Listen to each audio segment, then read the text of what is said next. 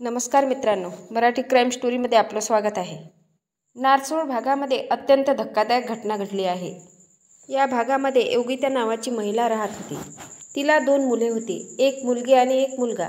मुलाचे वय 21 वर्षाचे होते आणि मुलगी ही 15 वर्षाची होती आणि पतीचे वय 45 वर्षाचे होते। असे चौकोनी कुटुंब राहत होते। योगिताच्या घराला लागूनच पानटपरी होती। त्या पानटपरीमध्ये 25 वर्षाचा तरुण हा काम करत होता।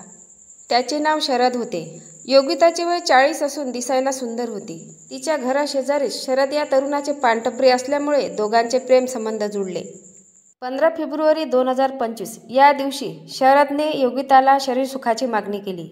दुपारची वेळ होती। पती बाहेर कामाला गेला होता आणि मुलगा पण बाहेर गेलेला होता। घरात कुणीच नव्हते।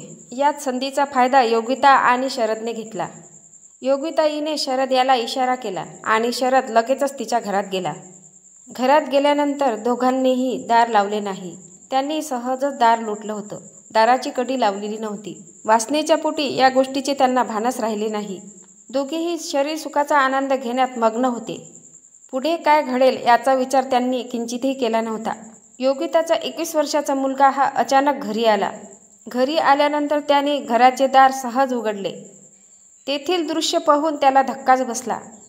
त्याची आई आणि तिचा प्रियकर नको त्या अवस्थेमध्ये त्याने बघितले। तो जोरजोरात ओरडू लागला।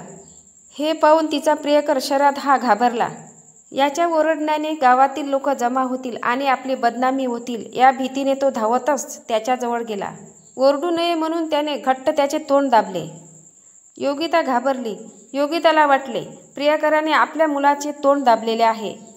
कदाचित आपल्या मुलाचा जीव जाऊ शकतो। यामुळे ती धावतच घरात गेली आणि घरातला बॅट पडलेला होता। तिने ते बॅट उचलला आणि कसलाही विचार न करता शरद याच्या डोक्यावर जोरात मारली। प्रियकर शरद हा खाली कोसळला आणि तडफडून काही क्षणातच त्याचा जीव गेला। दोघेही घाबरले। पोलिसांच्या भीतीने शरदचा मृतदेह लपवण्याचा त्यांनी प्लॅन केला।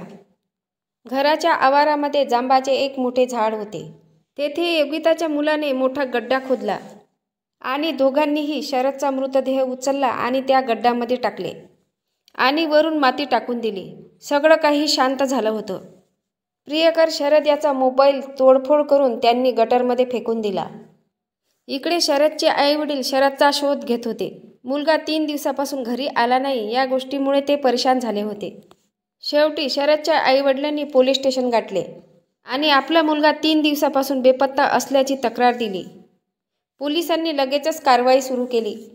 सुरुवातीला पोलिसांनी त्या भागातील लोकांना विचारपूस केली, मात्र त्यांना काही माहिती मिळाली नाही। शेवटी शरदची जिथे पानटपरी होती त्या ठिकाणी पोलीस गेले आणि त्यांनी चौकशी सुरू केली। तेव्हा पोलिसांना समजले की शरद याने आपल्या मित्राचा मोबाईल घेऊन त्याच मोबाईलवरून प्रेयसी योगिताला कॉल केला होता। शरद याने हा कॉल कोणाला केला होता हे तपासण्यासाठी पोलिसांनी मोबाईल नंबर घेतला आणि कॉल डिटेल्स तपासण्यात आले। तेव्हा पोलिसांना कळले की हा नंबर योगिता या महिलेचा आहे। लगेच पोलीस योगिताच्या घरी गेले।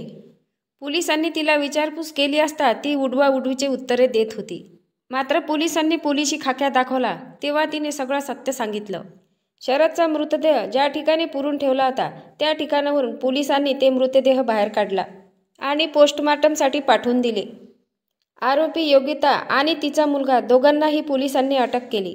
योगिताच्या अनैतिक संबंधामुळे तिचा मुलगा सुद्धा आरोपी बनला। मुलाला वाचवण्यासाठी तिने आपल्या प्रियकराचा जीव घेतला होता आणि या गुन्ह्यामध्ये तिने आपल्या मुलाला सहभागी केले। अशा प्रकारे अशी भयंकर घटना घडली। या घटनेला भयंकर वळण आलेले आहे। या महिलेचा संसार सुखाचा होता। पती होता, 2 मुले होती।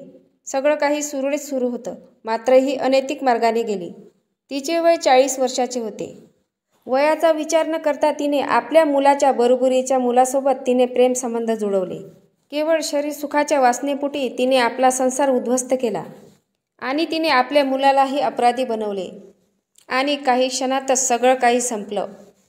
तुम्हाला या घटनेबद्दल काय वाटते नक्की कमेंट बॉक्समध्ये सांगा। नवीन असाल तर चॅनलला सबस्क्राईब करा, लाईक करा। भेटूया पुढल्या व्हिडिओत। जय महाराष्ट्र।